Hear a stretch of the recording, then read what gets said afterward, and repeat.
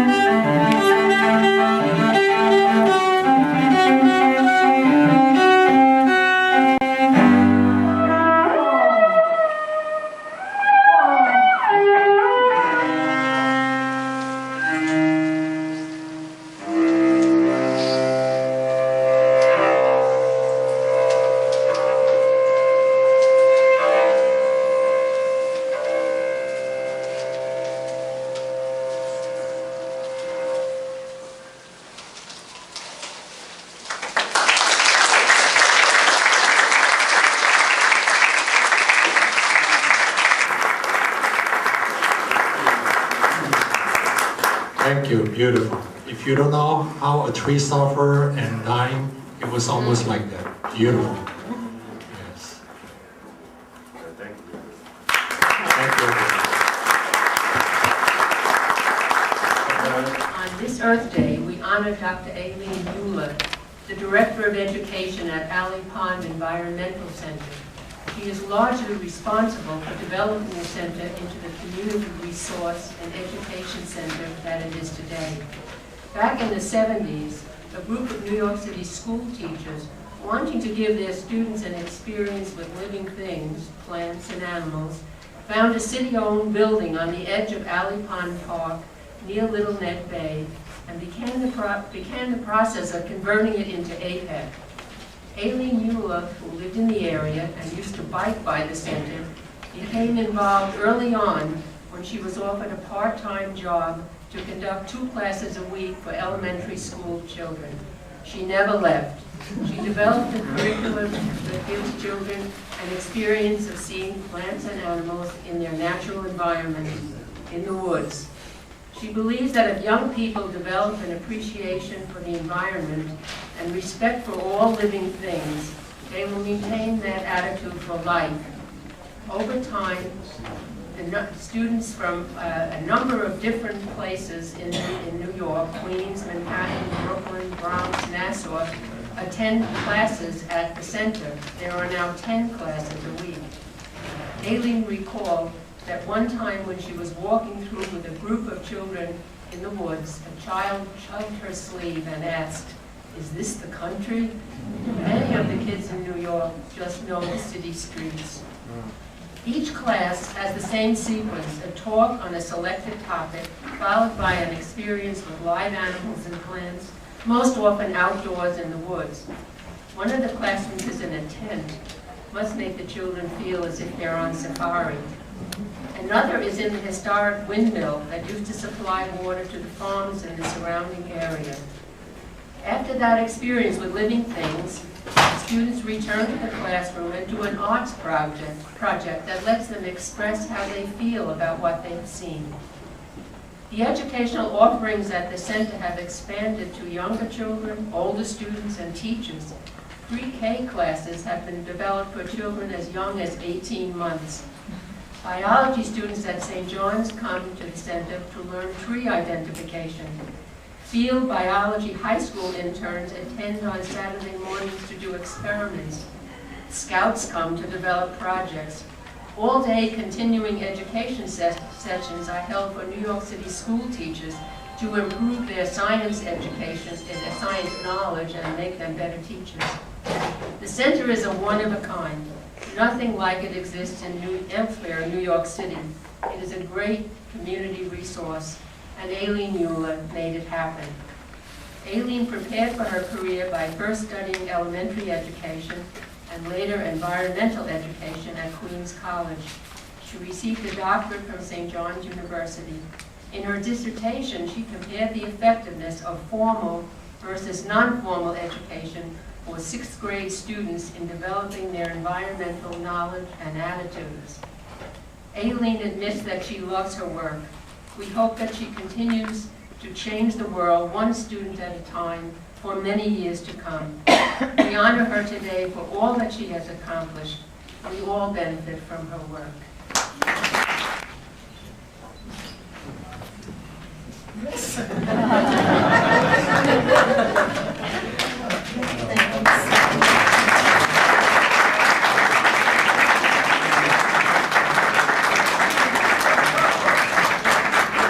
Hey, thinks I did it all. I did have lots of help with, and I would like my staff to please come up, and my former staff also to please come up and share the stage with me at this time. And we do have our board president here, Rita Sherman, and we do have our wonderful Senator Patterson, who was the first person to give us $40,000. I remember that amount because we had no way to support ourselves. And here was this person, Senator Patterson, who was in as state senator, and he was able to give us $40,000, which paid my salary and a few other people's salary. So we really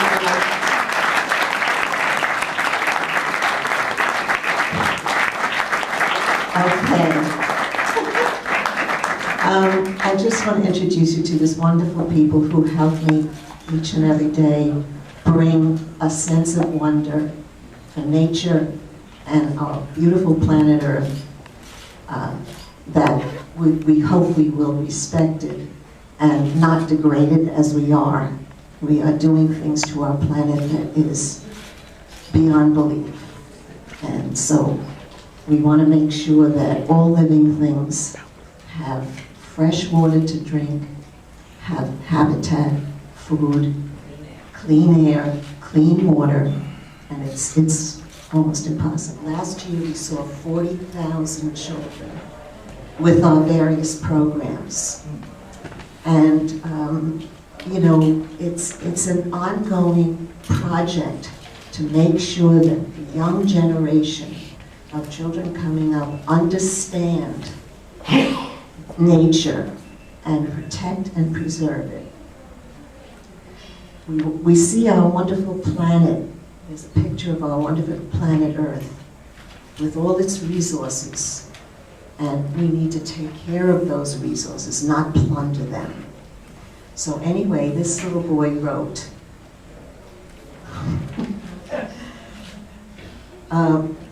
birdie, birdie, quick and bright, how I love to see you in flight.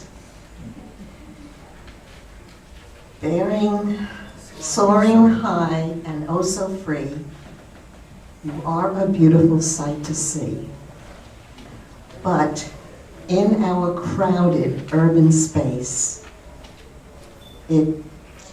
it's hard for you to find a resting place. Come this way, the culture's call. Come to Alley Pond Park.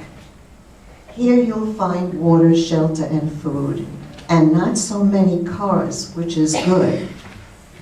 You'll find many kinds of urban birds here, like the herring gull and the killdeer. Go all urban birds, when you need a place to rest, come to Alley Pond Park, it is the best. Andrew, are you there? You want to come up? Come on up, Andrew.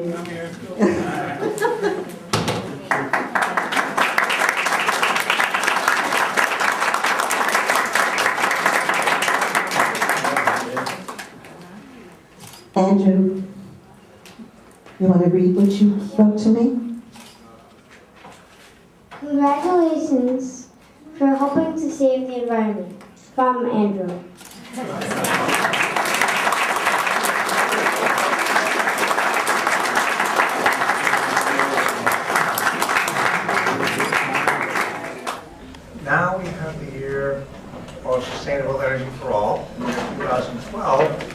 which follows the creation of the Millennium Development Goals in 2002 and the creation of the United Nations Foundation, which came about when Ted Turner got an award, like you did, from the United Nations Association USA. And Ted Turner, out of gratitude, wanted to pay the United States debt to the United Nations, $1 billion.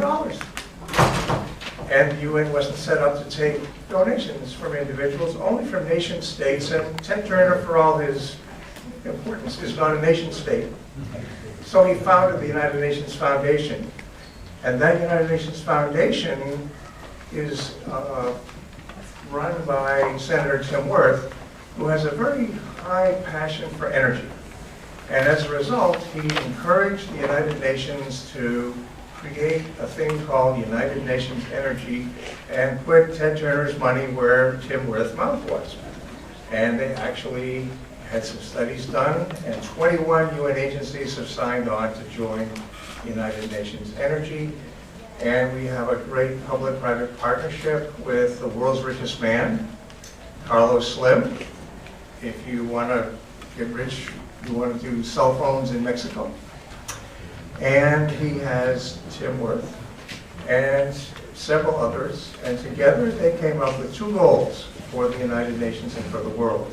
By the year 2030, we would like to have energy for all. And we would like to have the developed countries have half the carbon footprint that they have now, half the energy intensity that we have. That's the important news for saving energy. And for the people that don't have it, what's the story?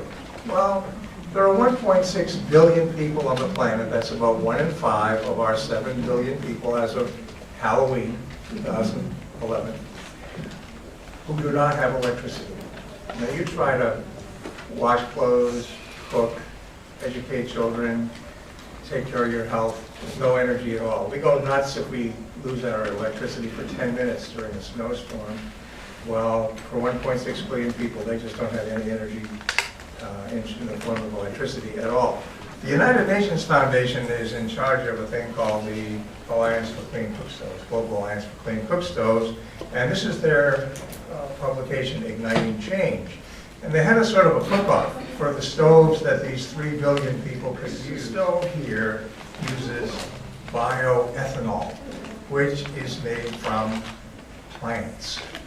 And you distill it, and you get alcohol, which burns very clean, and it's actually relatively cheap to make.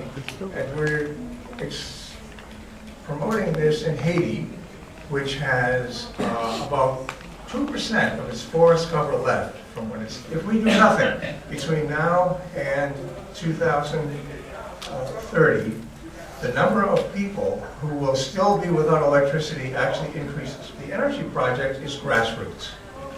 Grassroots, that's us. The work that many of you are doing already. We have an exhibit with worms outside, vermiculture, turning food waste into soil that can be used for plants and trees. I just want to put in a plug with the trees. You know, if you put compost in the root ball of those trees, you get a survival rate of 90% instead of the 15% that you get without it. Just a point. You know, compost increases the root ball size by a factor of about 10 because of the biological activity in the compost. I could go on, and I won't. Thank you very much. But since we're talking about nature and whatnot, I thought I would sing a hymn. It's titled In the Garden.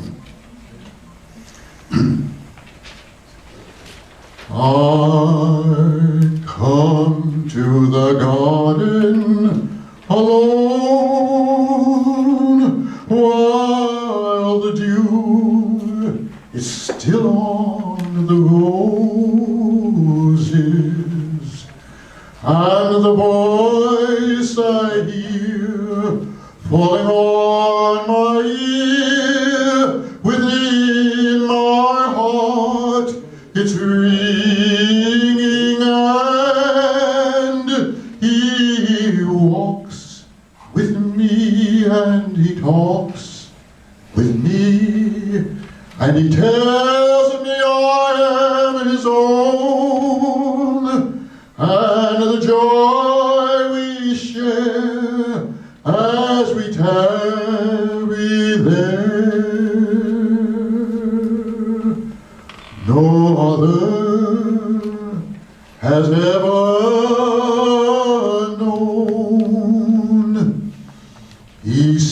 speaks and the sound of his voice,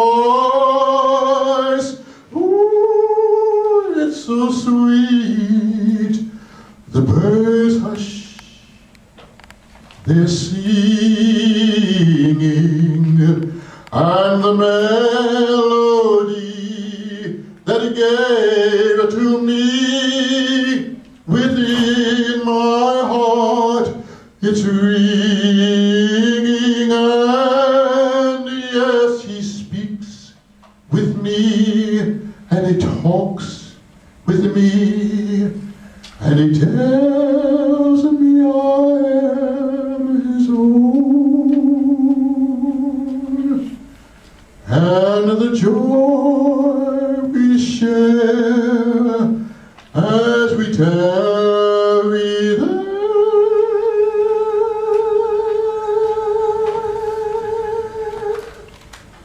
No other has ever known.